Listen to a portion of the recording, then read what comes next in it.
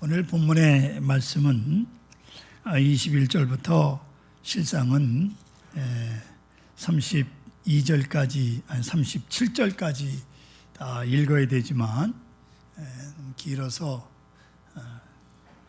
앞에 26절까지만 잘랐지만 말씀은 37절까지 같이 가도록 하겠습니다. 21절에서부터 26절까지 여러분들 성경에 보면 노하지 말라는 제목으로 되어 있고요.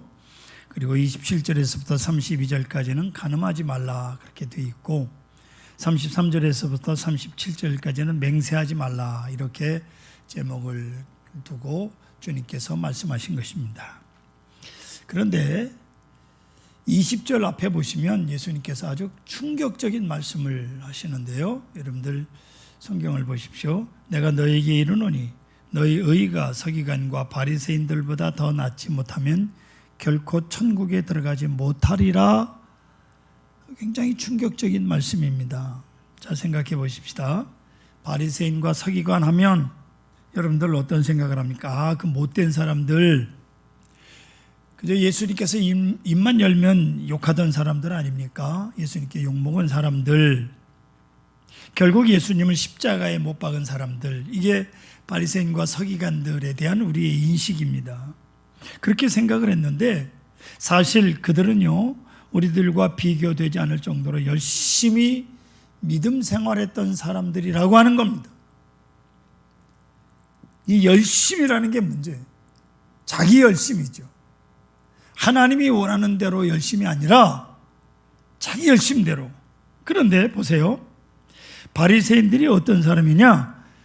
율법을 철저하게 지키려고 무던히도 애들 쓰는 사람들이고요. 죄를 짓지 않는 것은 물론이고 일주일에 2번씩은 꼭 금식하지요. 조금이라도 소득이 생기면 11조를 정확하게 드렸던 사람들이에요. 이 중에 바리새인보다 나은 분이 누가 있습니까? 예? 실상 이 말씀은 오늘 우리로 하여금 무척 고민되게 하는 말씀이요. 더구나 예수님께서 말씀하시기를 바리새인들보다 더 나아야 너희가 천국에 들어간다고 말씀하잖아요. 그렇다면 바리새인보다 더 나은 사람이 되려면 여러분 어때야 됩니까? 물론 죄 안 짓는 건 기본이고 일주일에 적어도 바리새인 2번 하니까 우리는 3번 해야 되고 한 끼도 금식을 못 하는데 11조가 아니라 우리는 10의 2조를 드려야 바리새인들보다 좀 나다라고 말할 수 있지 않겠어요? 바리새인들보다 나야 천국에 들어간다고 그랬으니까 뭔가 조금이라도 나야 되잖아요. 예수님께서 우리에게 이런 것을 고민거리를 안겨주신 말씀을 하신 다음에 오늘 본문에서 그 해결 방법을 제시하신 겁니다. 3가지. 그래서 저는 3가지 원칙을 좀 더 쉽게 바꿔서 믿음의 원칙으로 첫 번째는 분노의 원칙이고 두 번째는 성결의 원칙이고 세 번째는 정직의 원칙이라고 그렇게 이제 소제목을 정하고 말씀을 드리려고 합니다.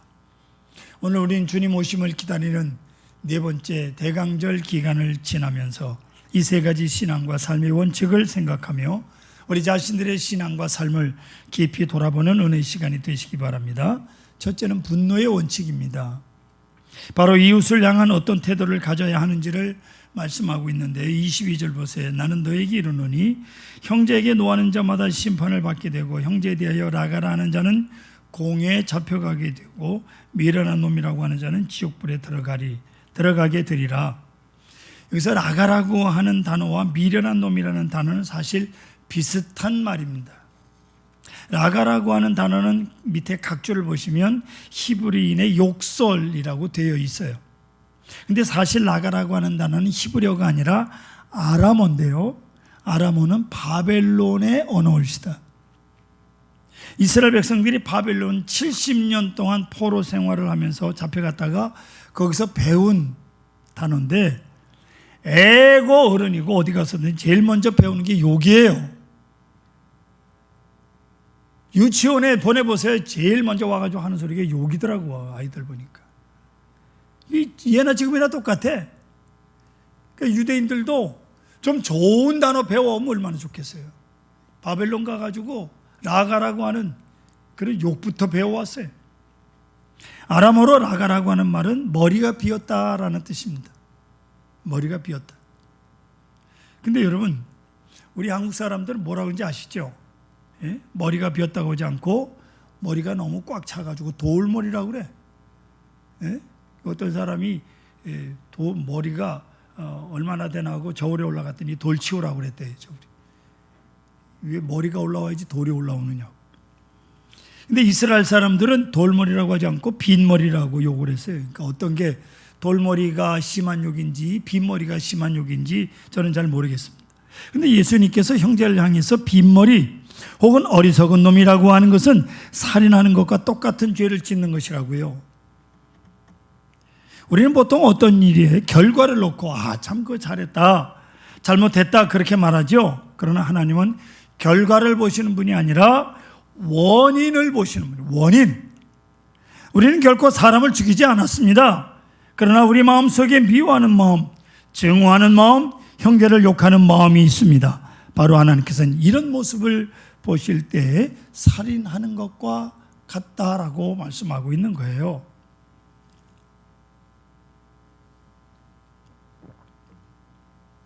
그래서 예수님은 우리가 살인하지 않았다고 자랑하지 말고 그 미워하는 미움까지 다 녹아 없어지는 수준까지 가야 한다라는 말씀입니다. 여기서 우리 모두 고민이 생깁니다. 어떻게 우리 마음속에 일어난 미워하는 마음, 미움까지 없애버릴 수 있느냐 하는 거죠.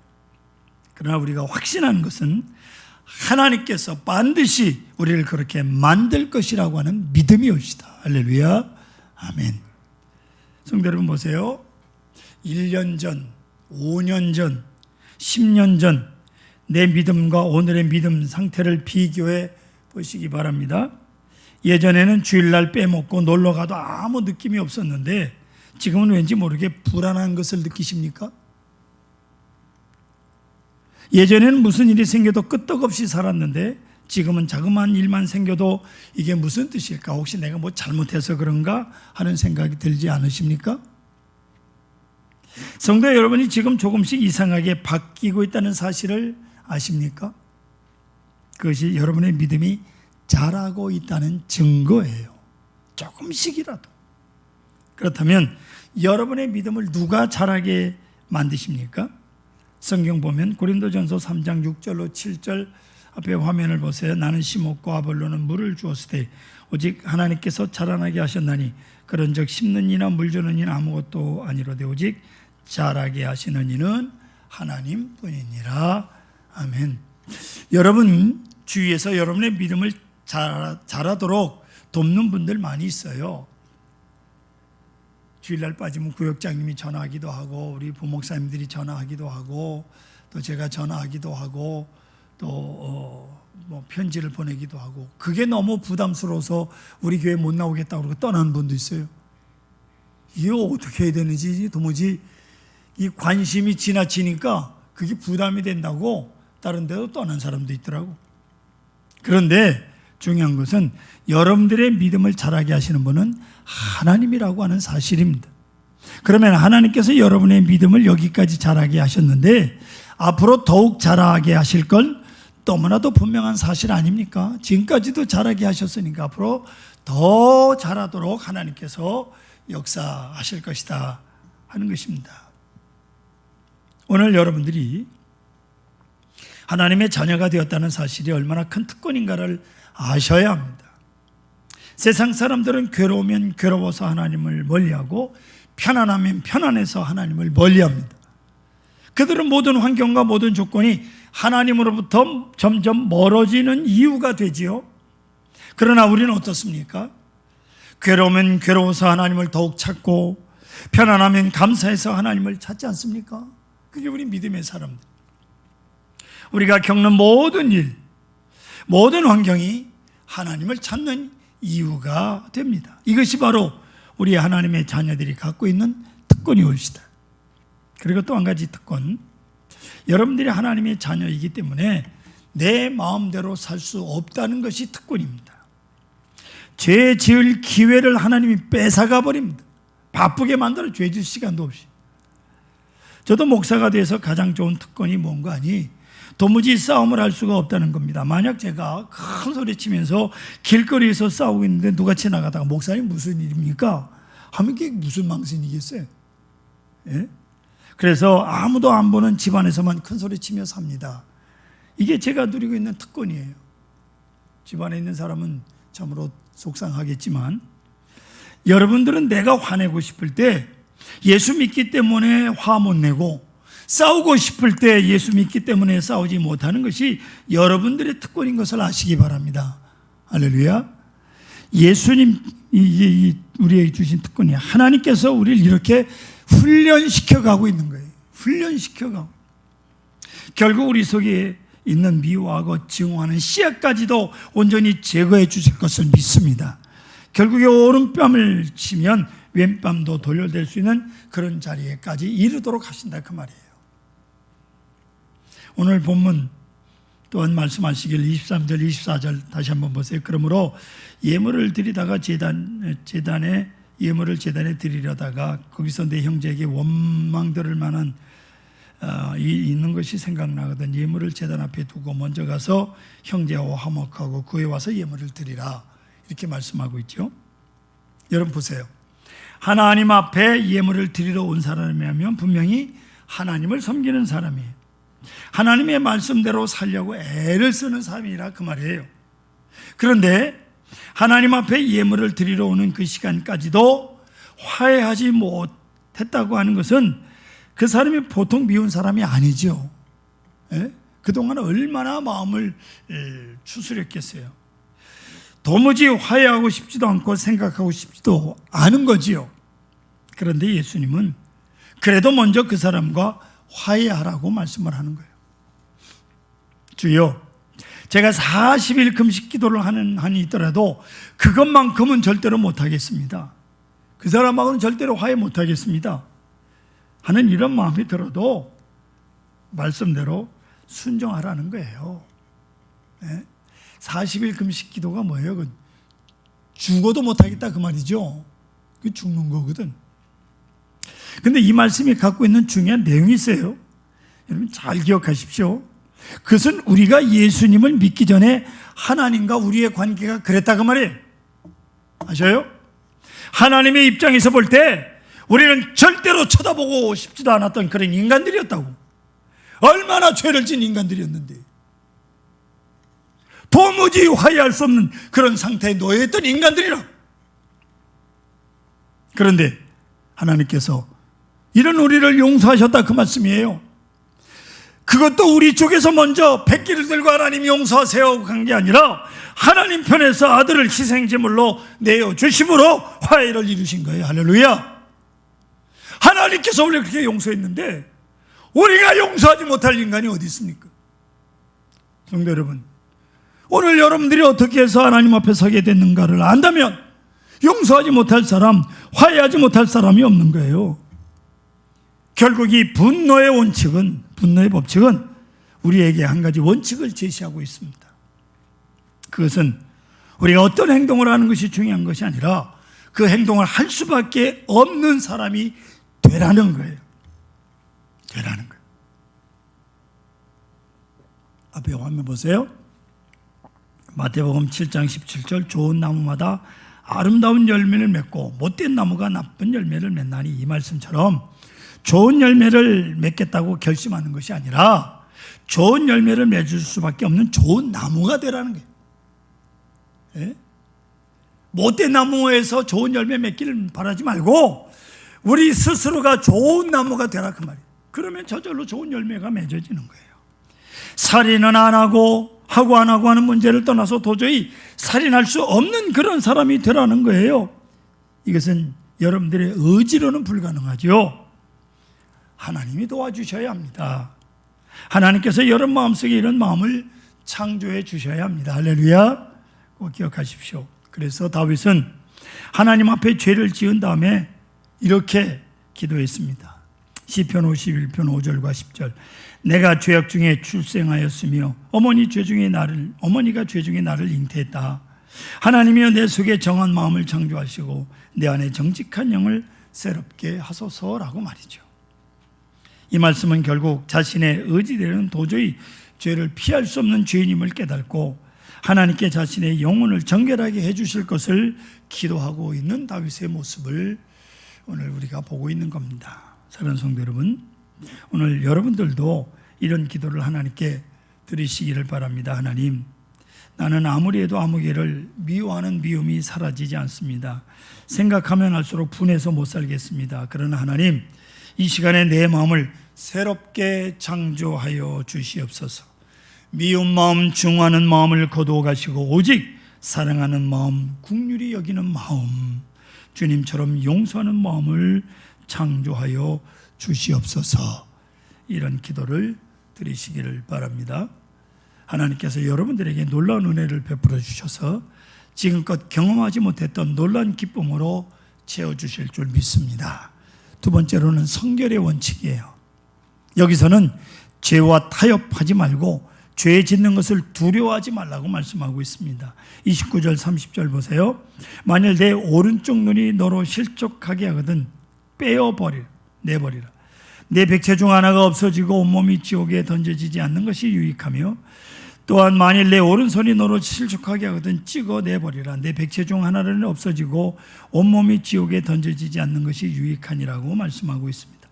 만약 이 말씀대로라면 여러분, 팔다리는 물론 오장육부도 하나도 남아있는 부분이 없을 거예요. 우리 이 오른손이 죄졌다고 찍어버리고, 저는 뭐 눈을 여러 번 찍어버려야 될 거예요. 아주 그냥 섹시하게 옷 입고 가는 여자만 보면 얼마나 이쁜지 그냥 따라가면서 눈이 고개가 돌아가면, 그러니 그 눈을 뽑아버려야 되지 않습니까? 이와 비슷한 말씀이 누가복음 14장 26절 보시면 이렇게 돼 있어요. 기가 막힙니다. 물론 내게 오는 자가 자기 부모와 처자와 형제와 자매와 더욱이 자기 목숨까지 미워하지 아니하면 능히 내 제자가 되지 못한다고요. 자, 이 말씀대로라면 우리 모두는 고하여 독신으로 살아야 돼요. 우리가 이 땅에 사는 한 이 말씀을 지키지 못하는 건 너무나도 당연합니다.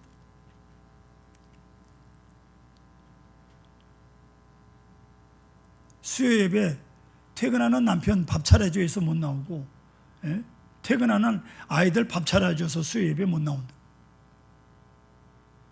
안 되는 거예요. 그게 미워해야 된다고요. 그래야 주님을 사랑하는 것이 되는 거예요. 그렇다면 예수님께서 왜 이런 말씀을 하셨을까요? 그것은 예수님을 따르는 일이 너무 중요하기 때문에 이 세상에 있는 다른 것들을 미움으로 표현을 한 거예요. 미움으로 표현합니다. 우리 계절이 겨울입니다. 지금 나름 겨울산을 좋아하는 분들이 계실 거예요. 스키를 탈 수 있으니까 좋고 또 눈이 내리는 설경을 즐기기 위해서 뭐 겨울이 좋은 분도 계시겠죠. 저는 개인적으로 늦봄 5월의 산을 좋아합니다. 녹음이 짙어지는 계절이라서 그렇습니다. 그리고 한여름 산은 정말로 싫어합니다. 벌레, 더위, 그리고 뱀 뭐 이런 것들 정말 싫어하기 때문에 그렇습니다. 그러나 여름산도 어쩔 수 없이 올라가야 될 때가 있습니다. 땀을 뻘뻘 흘리며. 단지 봄의 산과 여름산을 비교하자면 여름산이 싫다 그 말이죠. 안 올라갈 수는 없잖아요. 마찬가지예요. 우리에게 부모와 처자와 형제가 중요하지요. 그런데 예수님과 비교를 하려고 하니까 예수님을 사랑하는 것이 너무 중요하기 때문에 다른 것을 미움으로밖에는 표현할 수밖에 없는 거예요. 오늘 성경 말씀에 죄를 짓는 눈을 빼버리고 죄 짓는 손을 잘라버리는 말씀의 뜻이 뭡니까? 그것은 눈을 빼고 손을 자른다는 각오를 가지고 죄와 싸우라는 말씀이거든요. 죽기 살기로 싸우라는 거예요. 세 번째가 정직의 원칙입니다. 여기서는 맹세하는 것에 대해서 말씀하는데 34절 보십시오. 나는 너에게 이르노니 도무지 맹세하지 말지니 하늘로도 하지 말라. 이는 하나님의 보좌임이라 말씀하고 있습니다. 이 말씀을 제대로 이해하려면 마태복음 23장 16절 말씀을 먼저 보셔야 돼요. 앞에 화면 보세요. 화 있을진저 눈먼 인도자여 너희가 말하되 누구든지 성전으로 맹세하면 아무 일이 없거니와 성전의 금으로 맹세하면 지킬지라 하는도다. 이거 기가 막힌 얘기입니다. 당시 서기관과 바리새인들이요, 백성들에게 가르치기를 어떤 맹세를 할 때 성전의 이름을 걸고 맹세하면 지키지 않아도 책임이 없고 만약 성전에 금을 걸고 맹세하면 반드시 지켜야 된다고 이렇게 가르쳤다고요. 성전의 금이 뭔지 아십니까? 보아스와 야긴이라고 하는 두 기둥에다가 금을 입혀놨거든요. 아니 그 금에다가 맹세를 하면 지키라는 거예요. 그러니까 이스라엘 백성들이 하나님의 성전에 이름을 걸고 맹세하면 다른 사람들은 이 사람이 하나님의 성전을 걸고 맹세했으니까 이 사람 믿어도 되겠다, 그렇게 생각을 했다고요. 근데 정작 본인은 나는 성전에 금을 걸고 맹세한 것이 아니고 단순히 성전만 걸고 맹세했으니까 안 지켜도 된다, 이렇게 생각하고 있는 거예요. 그래서 결국 이 모습을 보신 예수님께서 그거나 저거나 도무지 맹세하지 말라, 성전으로도 맹세하지 말고 성전 금으로도 맹세하지 말라. 결국 이 말씀은 지금 내가 하려고 하는 일에 하나님을 들러리로 세우지 말라 그 말이에요. 성전이나 성전금이나 하나님이 들러리야. 그렇기 때문에 37절 보시면 오직 너의 말은 옳다 아니라 하라 말씀하셨습니다. 하나님의 이름을 빌어서 다른 사람을 속이지 말고 내 진심을 있는 그대로 말하라 그 말이에요. 어떤 사람이 교회를 다니다가 그 교회가 마음에 들지 않았어요. 하도 목사가 전화하고 그냥 빠지기만 하면 부목사가 전화하고 주보 보내고 편지 보내고 그래서 귀찮아요. 그래서 교회 그만 나가기로 하고, 그러니 어떡하나 그러다가 자기 집 안방에 십자가를 걸어놓고 교회를 차렸어요.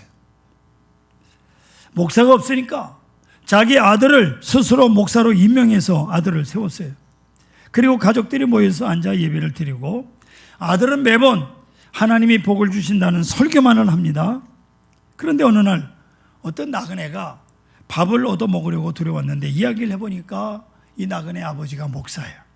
할아버지도 목사였고 삼촌도 목사고 형도 목사고, 그리고 본인은 신학교 다니다가 말았대.